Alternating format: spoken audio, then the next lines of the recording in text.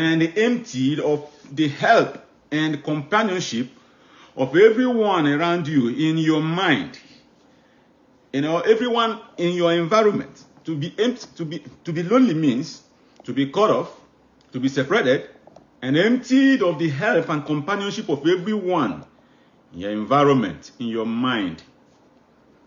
It is a feeling of, one being alone in his or her own world.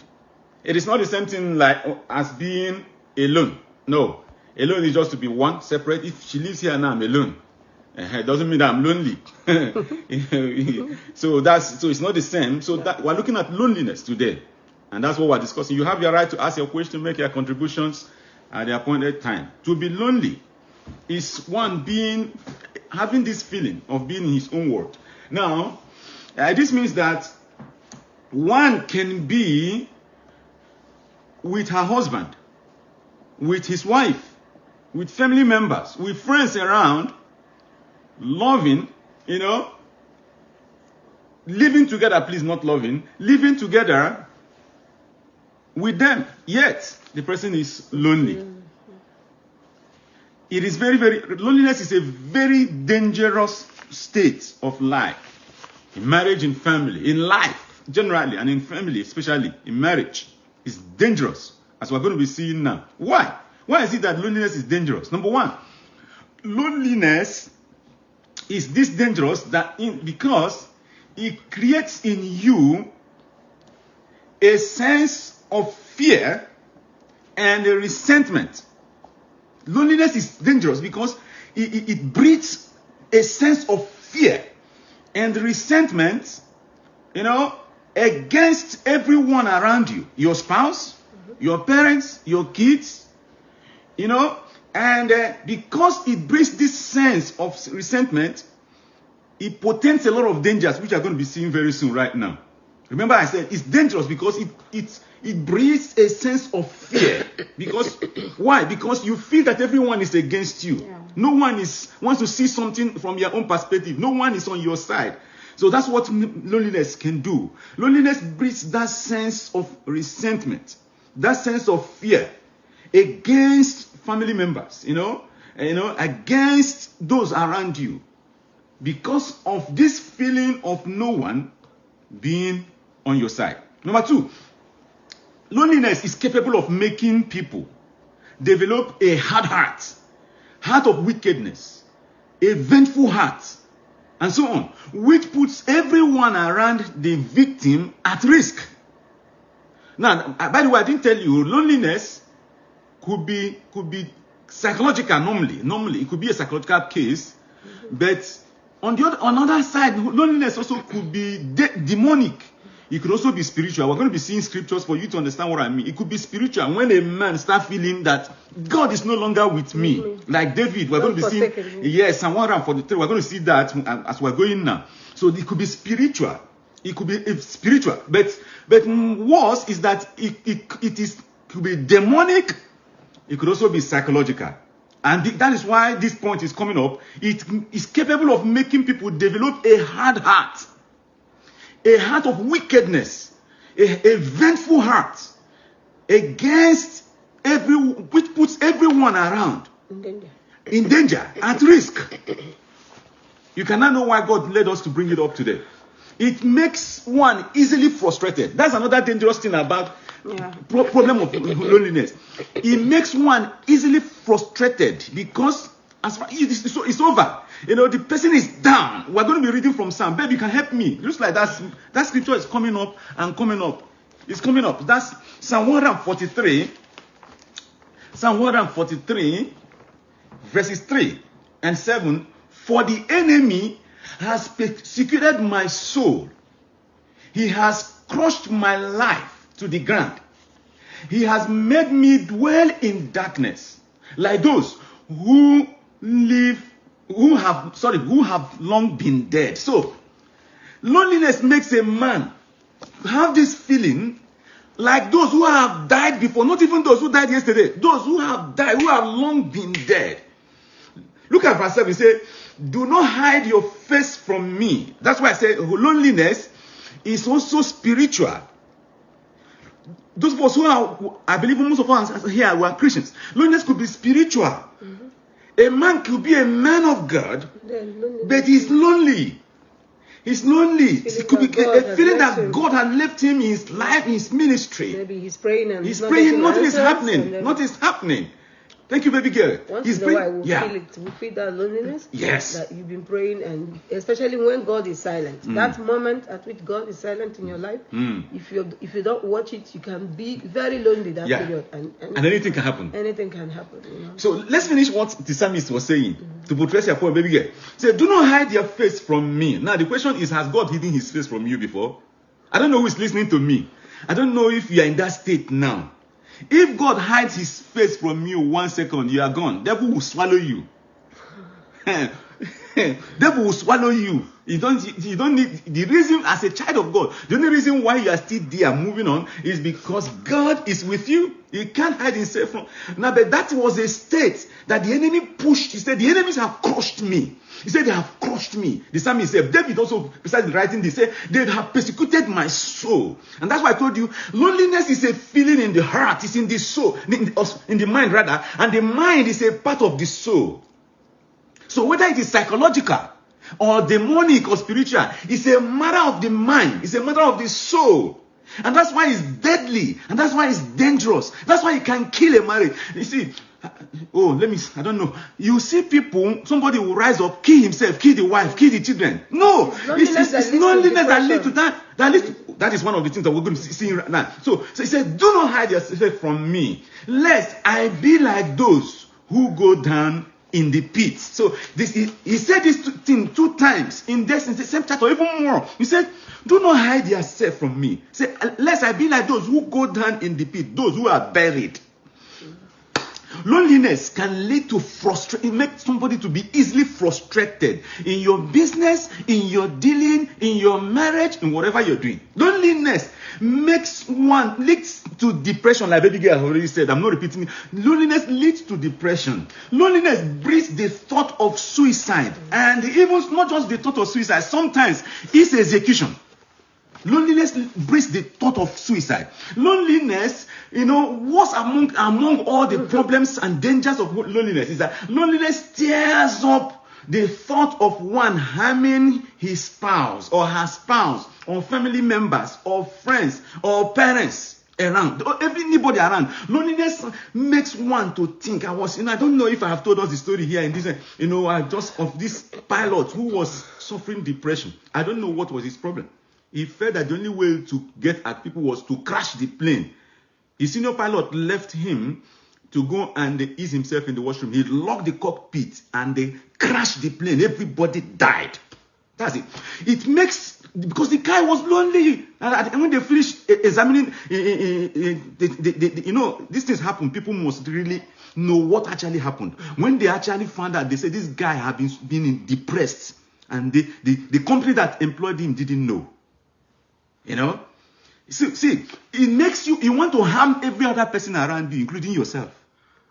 Whether spouse, or parents, or friends, neighbors, because the person feels I'm alone in my own world. And finally, it could also, give a foothold to sicknesses that are associated with our heart and our mind. Sicknesses like heart attack, heart failure, and loss of memory. Yeah, baby, can go on. Because one is always thinking, always feeling that I'm not good.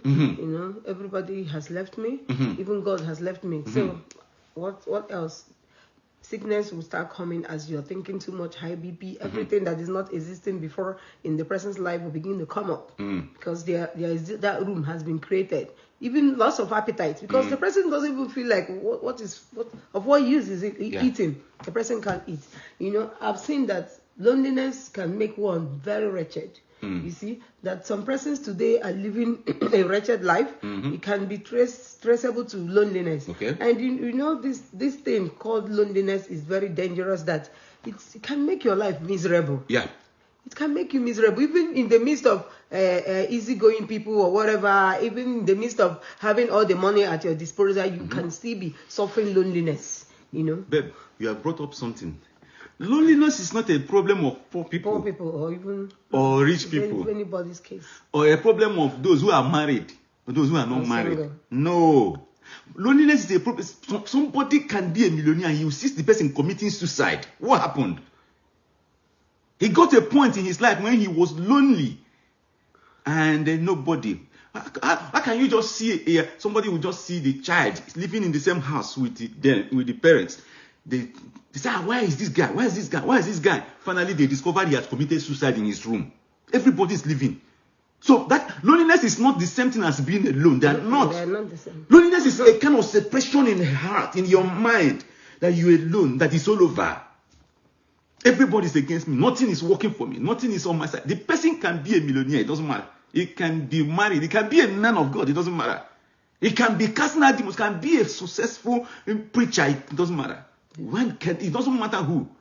And now let's before you bring up your questions and then your contributions, what are the signs? I'll run through the signs. One of the signs that the person is easily irritated. That's one of the things you make you know. This is my baby girl now.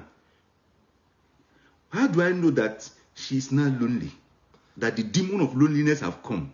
Or that, like I said, it could be physical, psychologically, she's not lonely. One of the things that happen in this house now is, say, guy, are you okay? Say, yeah. I say, are you okay? Say, yeah, man, I want to be sure. Are you okay? So, the person is easily irritated. Number one. Number two is that the victim prefers to be on his own. Number three is that the person would like to isolation, keep to himself. And number four, the person fear and depression and aggressive reactions. Mm-hmm. Fear and aggressive reactions. Because any small thing, the person will react. The person will aggressively. Because he or she feels he is on his own. She is on his own. Now, what are the causes? This is my main point and the solution. What are the causes? The causes were revealed to me yesterday as I was praying. The causes of loneliness as I was praying. I was just praying here and the Lord showed me. What are the main causes of loneliness in family? In family, before we go general, in family is exasperation. Couples who are listening to me, the major cause of loneliness is exasperation. That's what the psalmist talked about. He says that, for the enemy has persecuted my soul. He has crushed my life to the ground. At any point in time, your spouse is crushed down to the ground by you. Yeah, because of your too much trouble. His or her soul is persecuted. You will really automatically rather push this entire spouse into the state of loneliness. Everybody who is married, listen. And then anything can happen. From that same psalm again, it says, answer me speedily, O Lord, my soul, do not hide yourself from me. Another cause of loneliness, as the Lord made me know, is lack of attention. Lack of attention to him, to her, to that your child, to that your daughter, to that your son. Lack of attention. Insensitivity, the third one, insensitivity to his or her plight, whether it's your wife, your husband. These three are the things that the psalmist was talking about. In Psalm 143, 3 and 7, if I read it as a whole, you will see. He said, my soul, the enemies have persecuted me and crushed me down. He said, oh Lord, hide not your face from me. Once you start hiding your face, both physically and mentally, spiritually, from your spouse, you will likely push him or her into loneliness. When his or her ideas are always crushed down, are always cast down, they don't matter, they don't make meaning to you, you will likely push the person into lonely situation, lonely condition, a lonely state. Now, generally, in marriage and in life, in family, a major cause of loneliness is disunity. Disunity. That is how you see the demons that are against families. They come in. Once there is disunity, it is the avenue for the enemy to carry out every of the evil acts he wants to carry out in your marriage, in your family. And one of them is to push that particular family member who feels that I'm the one who is crushed down here. I'm the one who nobody wants to see things from my own view, my own point of view, rather. The person will be lonely. And that's why you see a child committing suicide in his father's house. That's why you see a woman committing suicide in her husband's house. They are married together. These people are crying out, I want to get married. I don't have a husband. I don't have a husband. This one is committing suicide because of marriage. That's why you see a woman committing suicide because of the troubles of kids. Because of the troubles of husband. That's what happens. Now, what are the solutions? I have few. Babe, okay. Babe, yeah, go. Before he goes to the solutions, let's come practical a little bit. Okay.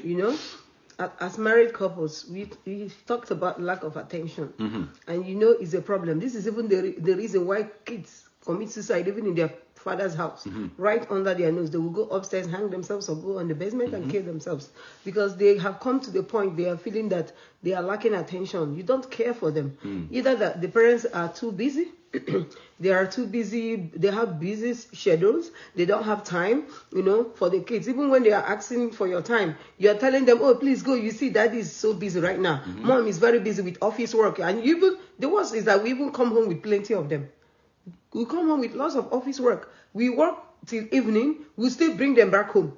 That little few hours we are supposed to spend the time with our kids, give them the attention, know how their day has been. You don't even know your kids are passing through stress in school. You don't know what they are going through. Someone is bullying them out there in school. You don't know about it because you're too busy. That you're even bringing leftover works home, that you are at home still doing office work. You don't have time for them. You don't know how things went wrong. They want to share. Nobody is there to listen to them. Your spouse wants a listening ear. He wants somebody that will listen to him, that he can pour out his heart. When if you actually have a rough day at work, you will be expecting that you are coming into a home whereby, as you just open the door, somebody will just receive you with open arms, will give you a hug, and then will be there to listen to you. Oh, why are you're looking so tired? Talk to you nicely and be ready to listen to you about how your day have been. But if you come back and the opposite, the reverse is the case, what happens? You still bear your burden all by yourself.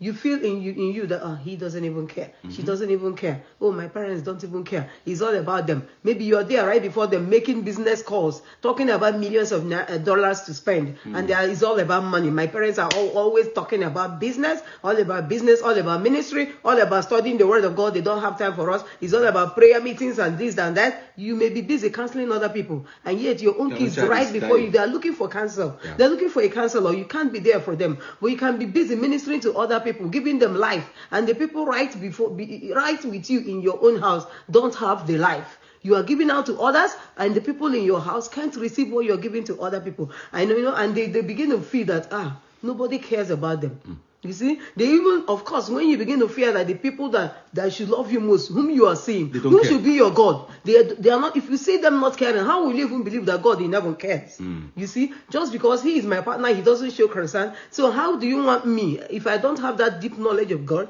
how do you want me to believe, to expect that another person whom I don't see care for me, care about me? So you see, we cause all these things. So when we begin to give attention to our spouse, you should notice every mood change. You should be observant enough. When you're in an environment, you should observe to know what is going on around you, around the people, especially the ones you have called your family. You should observe to know when they are feeling okay, when they need someone to talk to, when it is time to share, even when they don't want to share.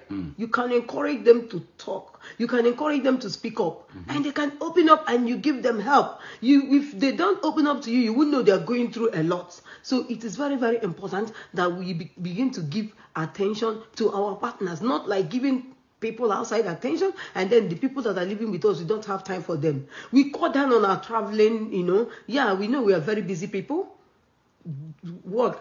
duty calls that you have to travel out. Some persons are just travelers agents. They keep traveling agents. They keep traveling from one place to this month they are traveling. Next month again they are traveling. Hey, when will you have time for your spouse? When will you have time for your family? And as you travel like this, you're creating that gap. And that gap is going to be filled by something. Your spouse begins to be lonely. And when he or she starts feeling lonely, the enemy is around the corner. You're just exposing him or her to danger. You're exposing him to anything can happen, to their satanic attacks, to onslaught of the enemy. People are there looking for any avenue to penetrate, just because you have created that gap, you have created that distance. We should learn how to, give each other attention, be close to one another. Show people care, show people how much we love them. Okay, what about people who are always running after their family members, as in running after their parents? I remember Bible says a man shall live in Genesis chapter 2. It says a man shall leave his father and mother. There's a reason why Bible says a man has to live. A man will be the one doing the living. But when a man has not left or doesn't want to live, you are just busy with your parents whom you should have left for your wife. You are not there for her. Loneliness will come in if you don't want to leave. Or you're the lady, you're always going home. Every time you carry your bag and you go and spend weeks with your mom, with your parents, and your husband is lonely, missing you in the house. Missing you in the house, and he goes out that way that day, and the enemy who are out there looking for whom they will devour will just jump into him, and you say that he has been seduced. Why won't he be seduced when you keep leaving him and going up and down, traveling every marriage ceremony you attend? You attend every occasion, you spend days, you don't even have feelings. You are very insensitive to how your spouse feels. You don't care about how he or she feels. If they complain to you, you should stop complaining, please get used to it. I love my job, I love my career. And because of that, you're creating a feeling of loneliness. You have created it already in your partner. Your partner is lonely and is beginning to think about how to separate from you. Because loneliness breeds separation. That's what leads to separation. That's also the reason why people divorce, They say, I can't cope with this. I can't continue to be lonely even though I am said to be together with a partner. Everybody see me as a married man, as a married lady, and I am lonely. People don't know what I'm going through in this big house. It's not all about being very influential, that you have acquired a very big property, massive one.